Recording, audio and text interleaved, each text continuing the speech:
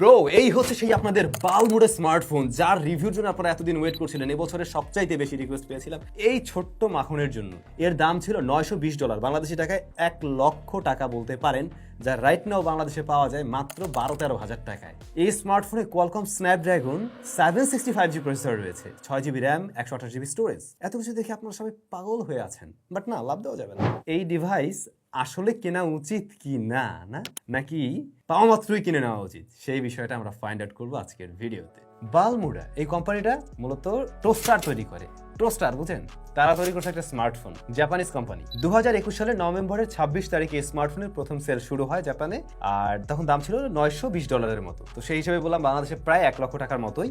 এত দামি স্মার্টফোন কেন এখন এতটা কম দামে পাচ্ছেন? কারণ এটা এই যুগে একদমই বেমানান, আর এটা একটা সুপার ফ্লপ স্মার্টফোন। ধন্যবাদ ভিডিও স্পন্সর গ্যাজেটম্যানকে এই অদ্ভুত জিনিসটা আমাদেরকে দেওয়ার জন্য। তাদের কাছে এটা রাইট নাও অ্যাভেলেবল আছে, তবে এটা কিনুন না কিনুন, বর্তমান সময়ের জনপ্রিয় স্মার্টফোনগুলো তাদের সবে কিন্তু অ্যাভেলেবল পেয়ে যাবেন। সেগুলো কিন্তু অবশ্যই তাদের সাথে যোগাযোগ রাখতে পারেন। ডিসক্রিপশনে তাদের শপের যাবতীয় ইনফরমেশন দেওয়া থাকলো। যমুনা ফিচার পার্কে কিন্তু তাদের নতুন ব্র্যান্ড আউটলেট ওপেন হয়েছে। সো যেমনটা বলছিলাম, ডিভাইসটা বাংলাদেশ মার্কেটে রাইট নাও 12, 13, 14 হাজার টাকার আশেপাশেই পাওয়া যায় আর কি। 13-14 হাজার টাকার মধ্যে পাওয়া যায় মূলত। ব্ল্যাক কালার একটি কালার ভ্যারিয়েন্টে আমি দেখেছি দেশের মার্কেটে, এবং আমার মনে হয় ব্ল্যাক কালারেই পাওয়া যায়। নৌকার মতো ফোন, নিচের দিকটা এরকম বাঁকা রাউন্ডেড, আর এটা হচ্ছে একটা ম্যাট ফিনিশ যেখানে বড় করে লেখা আছে BALMUDA। ক্যামেরা একটা দেখতে পাই, অন্য পাশে আর একটা চোখের মতো দেখা যায়। এইটা মূলত হোম বাটন, খুবই অদ্ভুত ব্যাপার। হোম বাটন সাইডে টাইডে নেই, রিয়ারে। আবার এটা ফিঙ্গারপ্রিন্ট স্ক্যানার হিসেবেও কাজ করে। ক্যামেরা এবং হোম বাটনের মাঝামাঝি পজিশনে রয়েছে এর স্পিকার গ্রিল আর কি। 3.5mm হেডফোন জ্যাক এতে নেই। রয়েছে সেকেন্ডারি নয়েজ ক্যান্সেলেশন মাইক, অবশ্যই টাইপ সি পোর্ট থাকছে এতে। সাধারণত এরকম সাইজের ফোনগুলো দেখবেন যে খোলা টোলা যায়, বাট এটাকে খুব সহজে চাইলে আপনি খুলতে পারবেন না আর কি। এটা একদম অ্যাটাচ করাই। ওজন হালকা, 138 গ্রামের মতো, সাইজ ছোট, ওজনও হালকা, আর এটা আসলে হাতে নিয়ে ধরতেও বেশ মজা লাগে। এই স্মার্টফোনটা মূলত বালমুড়া এত ছোটখাটো তৈরি করার পিছনে মেইন রিজন হলো বর্তমান সময় আমরা অনেক বড় বড় ডিভাইস দেখতে পাই, তো সেগুলোর পাশে কম্পেয়ার করতে গেলে এটা অনেকটাই ছোট, এবং এইটা এক হাত দিয়ে ব্যবহার করার খুব সহজেই উপযোগী, যে কারণে ওরকম একটা চিন্তা ভাবনা করে তারা আর কি নিয়ে আসছিল। যাই হোক, display size 4.90 inch, full HD plus resolution, এবং এটা IPS TFT panel, regular refresh রেটের এই প্যানেল, যার ব্রাইটনেস ইনডোরের জন্য ঠিকঠাক থাকলেও ডিরেক্ট সানলাইটে কিছুটা স্ট্রাগল করে। টাচ রেসপন্স ভালো, এই ডিসপ্লেতে বেশ বড় সড়ো একদম নোটিসেবল আমরা চিন বেজেল দেখতে পাই। আবার রয়েছে একটা পাঁচল কাটআউট রাইট টপে, এইটা বেশ বড়, অনেক বড়। এত বড় পাঁচল কাটআউট এখন আর দেখা যায় না, 2021-এ দেখা যেত।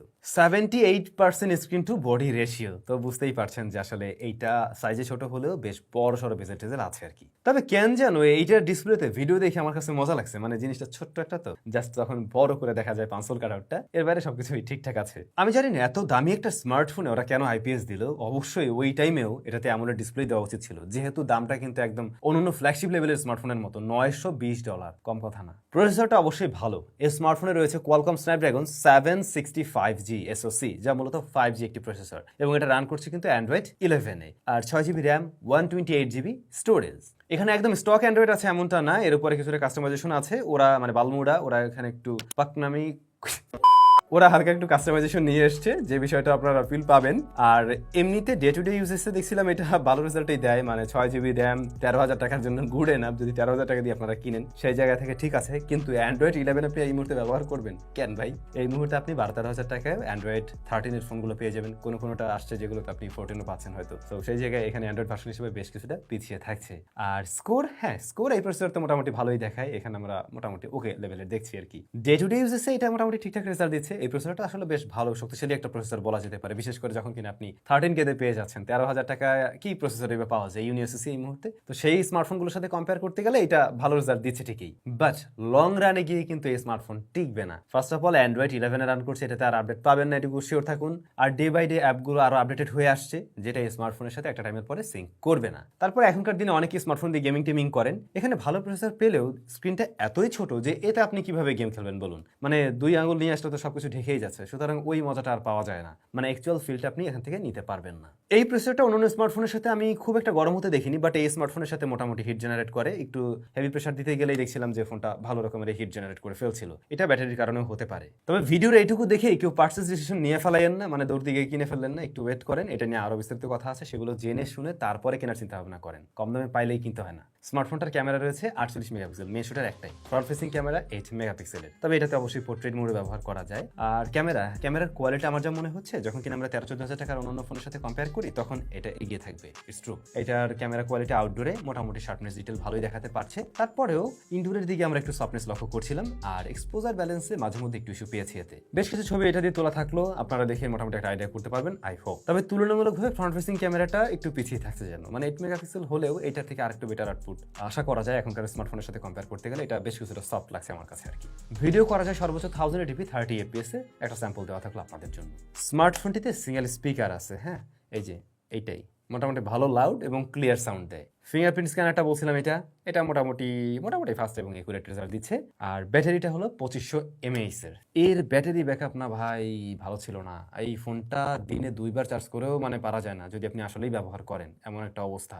ইভেন এই ফোনটাতে ওয়াইফাই অন রেখে আমি 40% চার্জ এই অবস্থায় ফোনটা রেখে দিয়েছি, সকালবেলা উঠে দেখি ফোন অফ, নিজে নিজে ব্যাটারি বার্ন। বিশ্বাস করেন এটার ব্যাটারি ব্যাকআপ নিয়ে আপনারা মোটেও সন্তুষ্ট থাকবেন না কেউ। এটা যদি কিনেন জাস্ট আর একটা পাওয়ার ব্যাংকের সাথে লাইন দিয়ে সবসময় হাঁটা লাগবে, এরকম একটা অবস্থা। আবার আপনি যে ব্যাটারি চেঞ্জ করে নিয়ে ব্যবহার করবেন তারও উপায় নাই। আমি শিওর এই প্রোডাক্টের কোনো পার্টস বাংলাদেশ মার্কেটে রাইট নাও অ্যাভেলেবল নেই, অন্তত এখন পর্যন্ত অ্যাভেলেবল তো হয়নি আর হবেও না। ইভেন এই কোম্পানি তো সুপার ফ্লপ করছে এই ডিভাইস বানায় 2021 সালে, এবং ওদের কাছে একটা বাল্ক অ্যামাউন্ট আছে এবং ওইগুলো সব বাংলাদেশে এখন ঢুকতেছে আর পাবলিক আন্দাজে কিনতেছে। কিন্তু একটা ফোন কেনার আগে এটাও চিন্তা করা উচিত আমি আফটার সেল সার্ভিসটা কি পেতে পারি। আমি এই ফোনটা যে কিনলাম আজকে 13,000 টাকা দিয়ে, ভালো কথা, সুন্দর জিনিস, কিনে নিয়ে গেলাম, যাওয়ার পরে কিছুদিন পরে এটার ব্যাটারিটা ফুলে গেল, নষ্ট হয়ে গেল, বা কোনো একটা পার্টসের ক্ষতি হলো, একটা স্পিকার গেলেও তো আপনি সেটা মিলাতে পারবেন না, অন্য কিছু কাইটে সেটা বসাইতে হবে, আগের মতো পারফরমেন্স আর আসবে না। আরো মাইক্রো পার্টসের ক্ষেত্রে হলে তো কোনো কথাই নেই, আপনি সেগুলো পাবেনই না, তখন দেখবেন ওই 13,000 টাকাই চলে গেছে। তো এই ধরনের ফোনগুলো আসলে এভাবে কিনে ফেলতে হয় না, একটু চিন্তা ভাবনা করতে হয় যে এই ফোনগুলো আমি কিনে আসলে সাস্টেইন করবে কিনা, জিনিসটা দীর্ঘদিন ব্যবহার করতে পারবো কিনা। বিশেষ করে পুরাতন ফোন যেগুলো আসলে এরকম পড়ে থাকে, ইভেন এই ফোনগুলো নতুন নাকি আসলে ব্যবহৃত সেটাও কিন্তু বোঝার উপায় নেই। বাংলাদেশে আসছে সব এরকম খোলা প্যাকেট নেই, তো আপনি বুঝতেও পারবেন না এই ফোনটা আসলে ইউজড নাকি ইউজড না। যদি এই ফোন বাইরের দেশে অন্তত 1-2বারও চার্জ দেওয়া হয়, তারপরে যদি এত বছর পরে থাকে, সেই ফোনটা এনে আপনি যখন ব্যবহার করবেন, এবার আপনি 3-4 মাসের মাথায় দেখবেন এই ফোনের ব্যাটারি ফুলে গেছে, একদম শিওর থাকুন। ব্যাটারি মানে এমনই, স্মার্টফোনের ব্যাটারিগুলো লিথিয়াম আয়ন লিথিয়াম পলিমারের, এটাই ধর্ম। আপনি কেনার পরে যদি কখনো চার্জ না করে ফেলে রাখেন, কয়েক বছর থাকবে, কোনো সমস্যা নেই, ব্যাটারি ভালো পারফরমেন্স করবে। বাট কয়েকবার চার্জ করার পরে যদি ফেলে রাখেন, তারপরে গিয়ে ব্যবহার করতে গেলেই দেখবেন যে ব্যাটারি ফুলে যায়। সুতরাং এই ধরনের ডিভাইসগুলো কেনার আগে আমার মনে চিন্তা ভাবনা করা উচিত, এবং আমি আসলে এই ফোনটাকে না রিকমেন্ড করবো না 13-14 হাজার টাকা কাউকে কেনার জন্য। আপনার যদি দেখে ভালো লাগে, নামটা যদি বিশেষ করে ভালো লাগে, আর সাইজ যে না এরকম একটা ইউনিক টাইপের জিনিস আমার কাছে থাকুক, খেলনা, তাইলে পরে ঠিক আছে। বাট এই ফোন আসলে রেগুলার ব্যবহার করার উপযোগী ফোন না, অন্তত এই যুগে এসে। এর চাইতে বরং ওই যে আমাদের দেশের বিভিন্ন ব্র্যান্ডের স্মার্টফোনগুলো পাওয়া যায়, সেগুলো থেকে কোনোটা পারচেস করলে আরো বেটার ফিল আপনি পাবেন। শুধুমাত্র প্রসেসর দেখে এটা না কেনা ভালো। আই হোপ আমার বক্তব্য আপনারা বুঝতে পারছেন। কেমন লাগছে এই ডিভাইস কমেন্ট করে জানাতে ভুলবেন না। আপনাদের রিকোয়েস্টের ভিডিও যেহেতু এটা ছিল, লাইক দিতে ভুল করলে চলবে না। দেখা হচ্ছে নতুন ভিডিওতে। টাটা।